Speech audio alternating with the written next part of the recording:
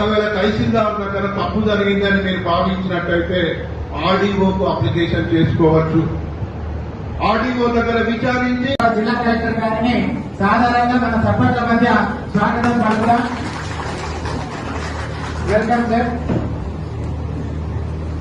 ఈ సాదా ప్రయాణాల మీద కొన్న భూములన్నీ కూడా నేనే దున్నుకుంటున్నా, ఈ భూమి మీదకి ఎవరు వస్తారు అని ఆ కాగితాన్ని బ్యాంకు పెట్టాలి. నస్పూర్ మండల్ కేంద్రంలో భూ వార్తకి సంబంధించిన అవగాహన కార్యక్రమం పెట్టాము. దానిలో చాలా మంది రైతులు పార్టిసిపేట్ చేశారు. వాళ్ళకి ఏమైనా సందేహాలు కావస్తున్నాయి, దాని నుంచి ఏమైనా బెనిఫిట్స్ అన్ని వాళ్ళకి ఎక్స్ప్లెయిన్ చేశాము. స్పెషల్ డ్రైవ్ 3rd జూన్ నుంచి స్టార్ట్ అవుతుంది. 15th ఆగస్ట్ వరకు అన్ని రకాల సమస్యలు ఖచ్చితంగా సార్ట్ అవుట్ చేయాల్సింది. అట్లా రాసుకోవాల్సిన ఇన్స్ట్రక్షన్స్ ఉన్నాయి. ఈ అవగాహన కార్యక్రమం ఉద్దేశం అంటే భూ ఆర్థిక నుంచి దానిలో ఏ ఇష్యూ సార్ట్ అవుట్ అవుతుంది, ఏ ఇష్యూ సార్ట్ అవుట్ ఎలా అవుతుంది, ఎప్పుడు అవుతుంది, ఎంత టైం అవుతుంది, దాని గురించి అవగాహన పెంచాలి. ఏమైనా పట్టా కావాలి, దానికోసం ఏమేమి పత్రాలు ఇవ్వాల్సింది, అన్ని గురించి కరెక్ట్ గా ఇన్ఫర్మేషన్ ఇవ్వడం జరుగుతుంది. ఎవరైనా సాధారణ వాటి లేదు అంటే తప్పుగా రికార్డులు నమోదైంది, ఇంకా వేరే వాళ్ళు భూమి అమ్మారు, అట్లా హక్కు లేవు, అట్లా ఏమైనా భూ సమస్య ఉన్నాయి, దానికి సంబంధించిన క్లియర్ గా ఆథరిటీ డిఫైన్డ్ ఉన్నారు. ఈ ఒకసారి ఈ అన్ని మండలాల్లో 3rd జూన్ నుంచి స్టార్ట్ అయిపోయిన తర్వాత కన్సర్న్ రైతు అప్రోచ్ చేయాల్సింది. మనం గ్రామ సభకి వస్తాము, ఆ టైం కి మాకు కరెక్ట్ గా అన్ని సమస్యలు ఇస్తే ఖచ్చితంగా విదిన్ టైం ఫ్రేమ్ లో సార్ట్ అవుట్ మనకు నస్పూర్ మండల్ కేంద్రంలో భూ వార్తకి సంబంధించిన అవగాహన కార్యక్రమం పెట్టాము. దానిలో చాలా మంది రైతులు పార్టిసిపేట్ చేశారు. వాళ్ళకి ఏమైనా సందేహాలు కావస్తున్నాయి, దాని నుంచి ఏమైనా బెనిఫిట్స్ అన్ని వాళ్ళకి ఎక్స్ప్లెయిన్ చేశాము.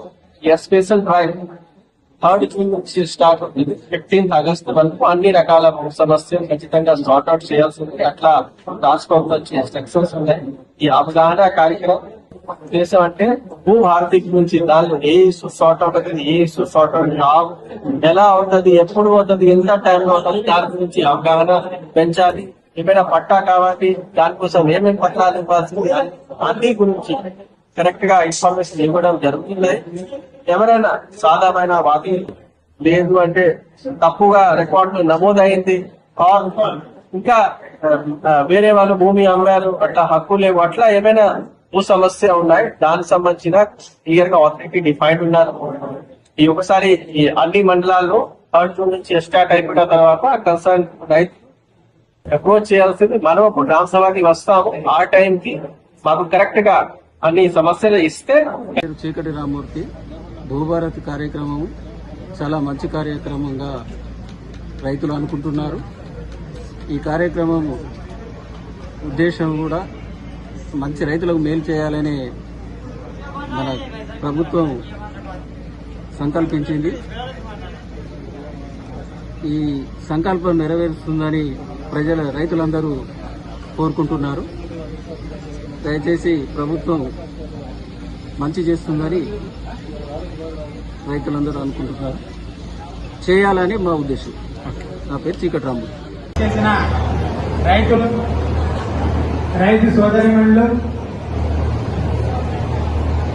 భూభారతి చట్టంపై అవగాహన కార్యక్రమానికి ఇచ్చిన పాత్రికేయ మిత్రులు, ఆ వేదికపై ఉన్న ఆర్డీఓ గారు, తహసీల్దార్ గారు, అగ్రికల్చర్ ఆఫీసర్ గారు, మిగతా అధికారులు అందరికి కూడా కట్టయితుంది కదా.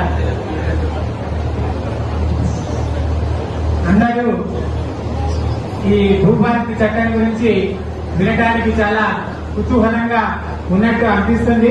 ఆర్డీఓ గారు చెప్పినా కూడా మీరు ఇంకా ఏం చెప్తారో కొత్తగా అని చూస్తున్నట్టు అనిపిస్తుంది మిమ్మల్ని చూస్తే. అమ్మా అంతేనా? అర్థమైందా? సార్ చెప్పింది, ఆర్డీఓ గారు చెప్పింది అర్థమైందా? అయిందా? ఏమర్థమైంది? ధరణి అనే చట్టం ఉండే, ఆ ధరణి అనే చట్టం బదులు భూభారతి చట్టం వచ్చింది. ఆ భూభారతి చట్టంలో మనకు సవలతుగా ఉండే విషయాలు అన్నీ ఉన్నాయని చెప్పారు. అంతేనా? అయితే దాన్ని ఎట్లా ఉపయోగించుకోవాలా, అసలు ఈ భూభారతి చట్టం రావడానికి ఆ ధరణిలో మనము ఎన్ని ఇబ్బందులు పడ్డామో చాలా మందికి తెలుసు. అంటే ధరణిలో ఏముంటారంటే చిన్న చిన్న పొరపాట్లను కూడా సరిదిద్దే అధికారం లేకుండే ఎవరికి కూడా. ఏదున్నా కూడా సివిల్ కోర్టుకు వెళ్లాల్సిన అవసరం ఉంటుండే. కాబట్టి ప్రతి చిన్న విషయానికి సివిల్ కోర్టుకు పోవాలంటే కోర్టులో వకీళ్లకు ఫీజులు వేలకు వేలు లక్షలకు లక్షలు కట్టాల. గతంలో మాదిరిగా ఏదో 5-10 వేలతో అయితలేదు. ఇప్పుడు వాల్యూ మీ దగ్గర దాదాపు నాకు తెలిసి 50-60 లక్షలు ఉంటుంది పర్ ఎకర్ కదా. ఇక్కడ ఏం రేట్లు ఉంటాయి? 50-60 లక్షలు ఉంటుంది. దాదాపు కొన్ని రోడ్ సైడ్ అయితే ₹1,00,00,000 కూడా ఉంటుంది. మరి మీ దగ్గర 60 లక్షలు ఉంటే మరి నాకు 6 లక్షలని ఇవ్వాలి కదా అని అడుగుతాడు ఆయన ఎకరానికి. అట్లా ఎంత ఖర్చుతో కూడుకున్న పనో మనం ధరణిలో ఆ కోర్టుకు వెళ్లాలంటే అంత ఇబ్బంది ఉండే. కాబట్టి ఈ భూభారతి చట్టము ఈ విధంగా రైతులు ఇబ్బంది పడొద్దు అని ఈ భూభారతి కమిషన్ అని ఒకటి వేసి, ఆ భూ కమిషన్ వేసి దానికి ఎం కోదండరెడ్డి గారు అని ఒక 2 సార్లు ఎమ్మెల్యేగా పనిచేసిన ఒక రైతు, ఆయన చాలా పెద్ద రైతు, ఆయనకి 50-60 ఎకరాల భూమి ఉంటుంది. ఆ తర్వాత రైతు ఆ విషయాల సౌలభ్యాల గురించి ఆయన ఎప్పుడు పోరాడుతుండే. అట్లాంటి వ్యక్తిని ఈ భూ కమిషన్ కి చైర్మన్ గా వేసి దాంట్లో న్యాయ నిపుణులని, న్యాయ కోవిదులని, సామాజిక కార్యకర్తలని, అనుభవం ఉన్న రైతులని అందరినీ ఆ కమిషన్ లో వేసి రంగారెడ్డి జిల్లాలో యాచారం అనే మండల్లో గ్రామం గ్రామం తిరిగి ధరణిలో రైతులు ఎదుర్కొంటున్న ఇబ్బందులేంటి, ఆ ఇబ్బందులని సులభంగా మనము ఏ విధంగా పరిష్కరించుకోవచ్చు, ఆ పరిష్కరించుకునే మార్గాన్ని ఈ భూభారతి చట్టంలో చూపిద్దామని వాళ్ళు అన్ని కమతాలు తిరిగి ప్రతి రైతును కలిసి ఆ రైతుల యొక్క ఇబ్బందులు తెలుసుకొని దానికి ఈ సొల్యూషన్ ని ఇందులో భూభారతిలో పొందుపరిచారు. అట్లాంటివి మీకు ఆర్టీఓ గారు చాలా క్లియర్ గానే చెప్పిందని నేను అనుకుంటున్నాను. ఎందుకంటే ఇప్పటికే 5-6 మండలాల్లో ప్రతిరోజు పోగానే 1 గంట సేపు వారే మాట్లాడతారు. కాబట్టి వారు మీకు చాలా వివరంగానే చెప్పారు అని నేను అనుకుంటున్నాను. కాబట్టి ఆ విధమైన ఎట్లా ఉంటే చూద్దాం. ఇప్పుడు గతంలో చిన్న చిన్న తప్పులు ధరణిలో మనకి మార్పు చేసుకునే అధికారం లేదు. ఆ అధికారం ఇప్పుడు అధికారులకు కట్టబెట్టేది భూభారతి చట్టం.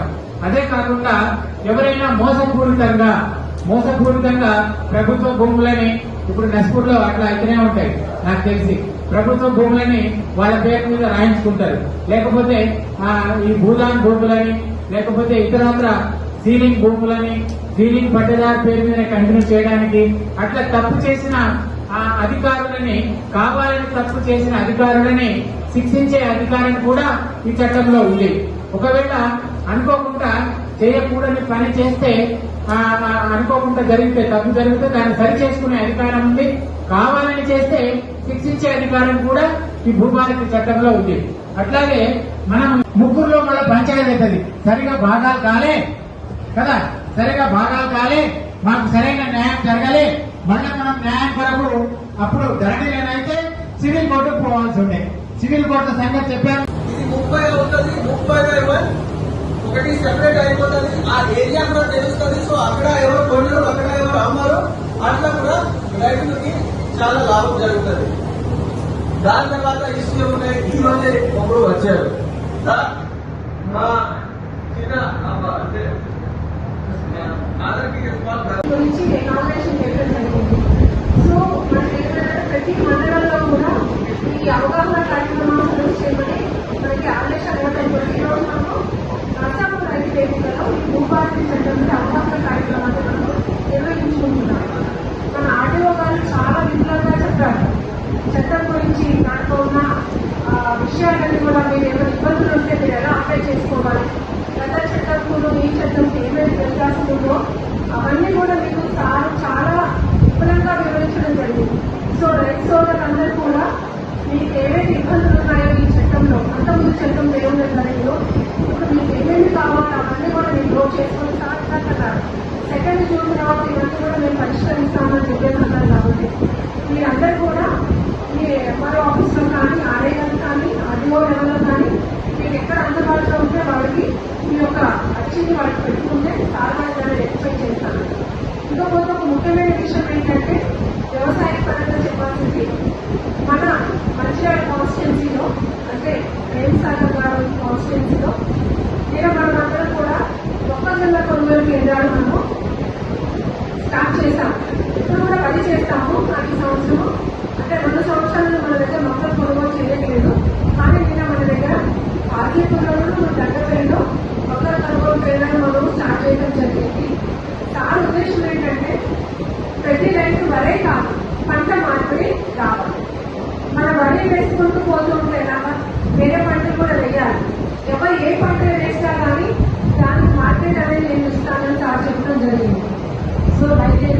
నానేం చెప్తున్నానంటే వరి ఒక్కటే కాదు, మొక్కలు ఒక్కటే కాదు, రైతులు ఎప్పుడు నాతో మాట్లాడే సాయం కూరగాయల సాగు చేయాలి, పండ్ల తోటల సాగు చేయాలి, ఆయిల్ పంప్ పెట్టాలి, దానికి రాయితీలు ఉన్నాయి. మీరు ఎవరు రైతులు ఏది వేస్తామని చెప్తే తప్పకుండా వాళ్ళకి నేను ఆమెను ప్రోత్సహించాలని సార్ నాకు మాట చెప్పడం జరిగింది. ఈ సందర్భంలో రైతు సోదరులందరూ ఒకటే కోరుకుంటున్నాను ఏంటంటే చాలా సార్లు ఇక్కడికి వస్తాడు. గత 3 సంవత్సరాలు కూడా నేను ఈ వరి పొలాలన్నీ తిరుగుతున్నాను. మన వాడేమంటే మేడం ఇక్కడ మనకి గోదావరి పక్కన ఉంటుంది కాబట్టి వరి తప్ప మనకి ఏమి పంటలు మేడం, ఆ నీళ్ళని కూడా వస్తాయి, పారుదల ఉంటుంది కాబట్టి మనం ఏమి వేయలేము, ఇదే ఉంటుంది. కానీ దాంతో పాటు మీరు ఆయిల్ పంప్ కూడా వేయొచ్చు కదా, దాన్ని కూడా ఉన్నది. మా దగ్గర చాలా ఉన్నది. దానికి మీరు ఎప్పుడైనా కానీ మీరు రైతు రైతులు రావచ్చు. మీరు వేస్తామంటే మ్యాట్రిక్స్ కంపెనీ వాళ్ళతోటి మీ ఫీల్డ్ దగ్గర కూడా వచ్చి మేము సర్వే చేస్తాం. ఎందుకంటే మన దగ్గర కూడా ఇక్కడ ఆయిల్ పంప్ వేస్తున్నారు కొంతమంది రైతులు, నష్టపోయి వేశారు, మంచిగా వేశారు. సో మేమందరూ కోరుకునేది ఏంటంటే రైతులు ఒక్క వరే కాదు, వరితో పాటు దానికి సంబంధించిన వేరే పంటలు కూడా సాగు చేస్తే లాభసాటిగా ఉంటుంది. ఇంకో చెప్పడం ఏంటంటే ఒక్క రైతులు ఆ విధంగా కూడా ప్రోత్సహించాలని సార్ చెప్పడం జరిగింది. మీరు ఎవరు తప్పకుండా మేము మీకు ఆ ఇన్ఫర్మేషన్ పాస్ చేస్తాము. మీరు రైతు వేదికలు ఎప్పుడు తిరుపతి సార్ ఉంటారు, మీకు రైతు బీమా కానీ రైతు భరోసా కానీ ఏవైతే సార్ అందుబాటులో ఉంటే మీకు ఇవ్వడం జరుగుతుంది. చట్టం ద్వారా వారికి మోక్షం కలగనుంది. అట్లాగే 18 లక్షల పార్టీలో ఉన్న ఈ అన్నదాతలు పట్టేదారుల యొక్క ప్రాబ్లమ్స్ కూడా ఈ భూభారతి ద్వారా క్లియర్ కానున్నాయి. కాబట్టి ఇంత గొప్ప చట్టం తీసుకొచ్చిన మన గౌరవ ముఖ్యమంత్రి గారికి, గౌరవ రెవెన్యూ శాఖ మంత్రి గారికి, గౌరవ శాసనసభ్యుల గారికి కృతజ్ఞతలు తెలియజేస్తూ ఇది మీకు అర్థమైన భావిస్తూ థ్యాంక్ యూ వెరీ మచ్. ఇది 30 ఉంటుంది, 30/1 ఒకటి సెపరేట్ అయిపోతుంది. ఆ ఏరియా కూడా తెలుస్తుంది. సో అక్కడ ఎవరు కొన్నారు, అక్కడ ఎవరు అమ్మారు, అట్లా కూడా రైతులకి చాలా లాభం జరుగుతుంది. దాని తర్వాత ఇష్యూ ఏమున్నాయి, ఈ రోజే ఒకరు వచ్చారు. మా చిన్న అంటే జరిగింది. చెప్పిన విధంగా ఈ సంవత్సరాల కాలంలో అనేక మండలాలలో కానీ అనేక జిల్లాలలో దశల వారీగా రైతులందరికీ కూడా పిలిచి వాళ్ళ సలహాలు సూచనలు తీసుకొని గతంలో ఏదైతే ధరణి ద్వారా మీరు ఎదుర్కొన్నటువంటి సమస్యలు ఏమున్నాయి, అధికారుల దగ్గరికి వెళ్ళినా కూడా ఆ సమస్యలు ఎందుకు పరిష్కారం అవుతలేవు అని చెప్పేసి ఇలాంటి సమస్యలన్నిటి కూడా తెలుసుకొని వాటి పరిష్కారం దిశగా వెళ్తూ ఈ ఏదైతే భూభారతి ద్వారా ఖచ్చితంగా ఏదైతే రైతు ఎవరైతే ఉన్నారో ఆ రైతుకు పూర్తి స్థాయిలో కూడా న్యాయం చేసే విధంగా ఈ యొక్క చట్టాన్ని ఏర్పాటు చేయడం జరిగింది. మరి కొద్ది రోజుల్లో ఈ చట్టం కూడా మనందరికీ కూడా అమల్లోకి రాబోతుంది. దయచేసి ఈ వేదిక ద్వారా కలెక్టర్ గారికి ఒక చిన్న విన్నపం, ఏదైతే మా నస్పూర్ మున్సిపాలిటీ కొత్తగా ఇప్పుడు మున్సిపాలిటీ కార్పొరేషన్లో కలిసింది, అయినా కూడా మాదొక విభిన్నమైన ప్రాంతం. ఒకవైపు సింగరేణి భూములు ఉంటాయి, సింగరేణి ప్రాంతం, ఒకవైపు ప్రభుత్వ భూములు ఉంటాయి, అటు నస్పూర్లకు సంబంధించి ప్రభుత్వ భూములు ఉంటాయి.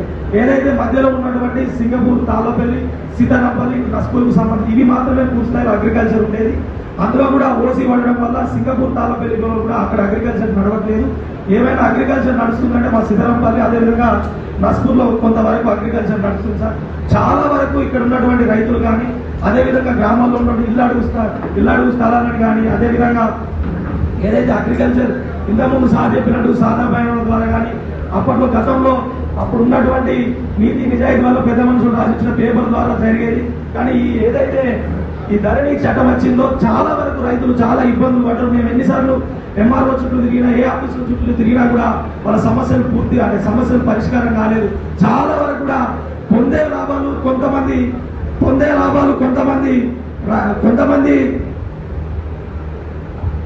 రైతులు మాత్రమే అదే సర్వే నెంబర్లో వాళ్ళు నిజాయితీగా ఉండి వాళ్ళ సొంత భూమి అయినప్పుడు కూడా ఆ సర్వే నెంబర్లో బ్లాక్లో ఉండడం కానీ, ఆ సర్వే నెంబర్లో పట్టాలు రాకపోవడం వల్ల ఆ సర్వే నెంబర్కి సంబంధించి పూర్తి ఎకరాలు ఎవరైతే ఉన్నారో వాళ్ళందరినీ కూడా పాస్బుక్లు రాకుండా పక్కకు పెట్టే గతంలో.